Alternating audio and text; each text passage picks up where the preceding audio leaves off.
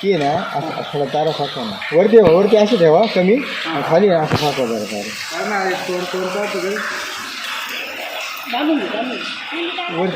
वरती हां तारा तशी ठेवायची फक्त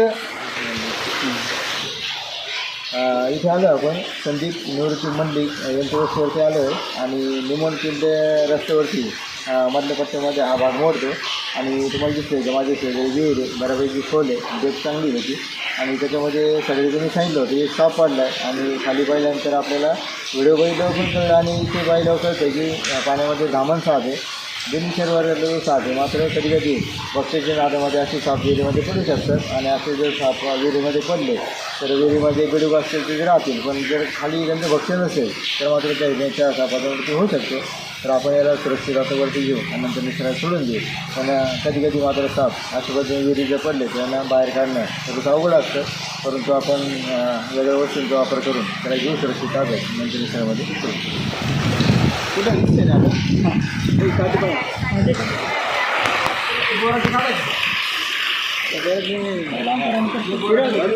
अरे पुढे येणार धरणार नाही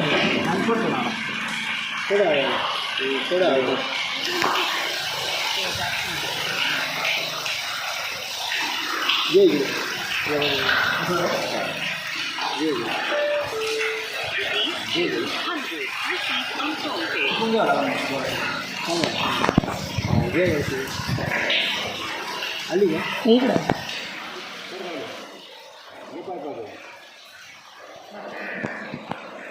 तो दो धर नाळ धर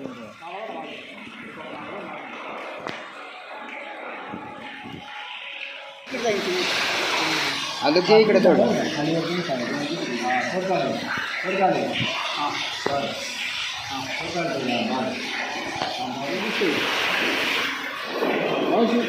एक दोन ते देखील बोलू नका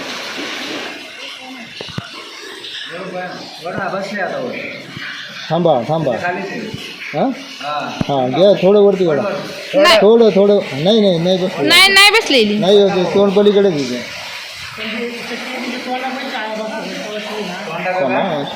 हा घे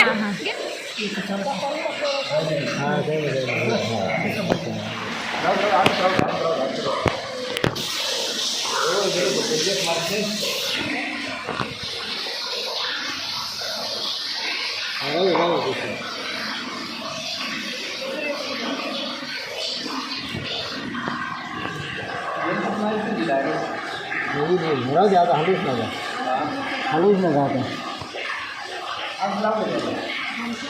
एकदम हलूच नका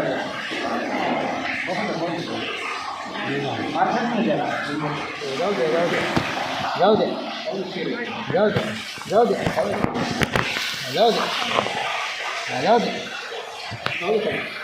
दे खाली अशी आडवी ओढली होती वरती थोडं वरती ओढा थोडं खाली थोडी नॉर्मल बसली आहे की ते मोडी नाही ते मोडी तर अडकली घे वर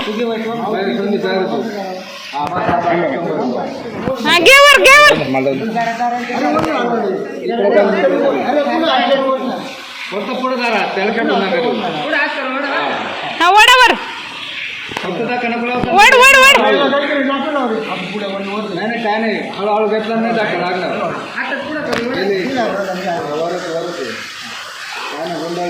हा वड पळू नका बरं काय घाबरू नाही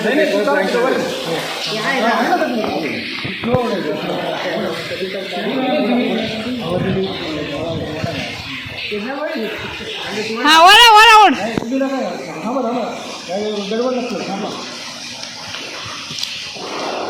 अरे बापर माल जाऊ दे हो मला धक्का द्याल तुम्ही थांबा एक दिसतंय तुम्हाला या विहिरीमध्ये आपण आलो होतो आणि चुकून अशा प्रकारचा धामण सापडला होता दिनविचारी पण त्याने बरं थकवलं आणि या ठिकाणी मला दिसतंय की पाण्यातून बाहेर आल्यानंतर तिने अंग फुगवले आणि कधी कधी धामण साप असे अंग फुगवणं आपण नाग एक असं दाखवतात पण हा नाग नाही आहे तर बिनविचारी वर्गामधला हा साप आहे आणि त्या ठिकाणी दिसतंय त्याचा रंग अतिशय पिवळसर आहे. वरती चॉकलेटी रंगाचे विशेष काळे डाग त्याच्या अंगावरती दिसत आहेत आणि पोटाकडची बाजू ही बऱ्यापैकी पिवळसर आहे. आणि याच्यावरनं बऱ्याच लोकांना धामण साप ओळख येतो. आणि धामण साप ओळखण्याची आणखी एक चांगली खूण म्हणजे त्याच्या डोळ्याखालच्या तोंडावरच्या उभ्या काळ्या रेषा समोर तुम्हाला दिसते की तोंड फुगवले आणि ती चावण्याच्या बेतामध्ये आणि असं जर त्यांनी आक्रमक रूप केलं तर अंगातून ती गुरगुरल्यासारखा आवाज पण बाहेर काढते. आणि समोर इथं दिसतं अतिशय प्रयत्नपूर्वक सगळ्यांनी प्रयत्न केले होते आणि विहिरीतून त्याला आपण सुरक्षितपणे घेतले आहे बाहेर. नंतर आपण त्याला निसर्गामध्ये सोडून दिलं.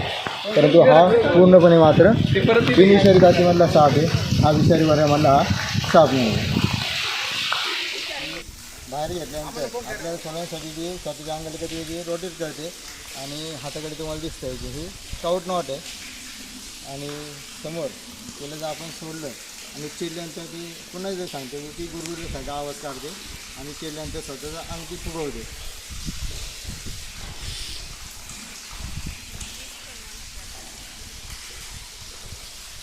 तिकडे जाते वरती.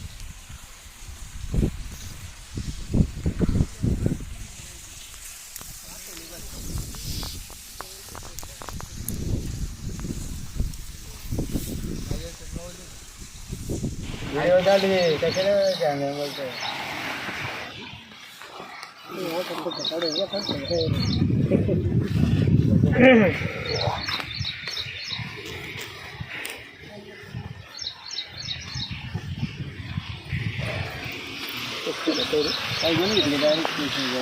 गुन्हे मला आता आपल्याकडे नेमका किट नाही आहे. मग असा गोणीचा वापर करून त्याला आपण घेतो आहे सुरक्षित ताब्यात. परंतु ज्या पद्धतीने तुम्ही आता विहिरीमध्ये पाहिलं की एखादं सापडलं तर बराच वेळ जातो त्याच्यामध्ये. परंतु त्यांना सुरक्षित काढणं शक्य असतं. त्याला आपण घेतलं आहे विहिरीतून बाहेर आणि असं गोणीचा वापर करून त्याला सुरक्षित ताब्यामध्ये घेऊ नंतर त्याला सोडून देऊ. पण व्हिडिओ बघून मात्र कोणी साप पकडण्याचा किंवा जवळ जाण्याचा प्रयत्न करायचा नाही.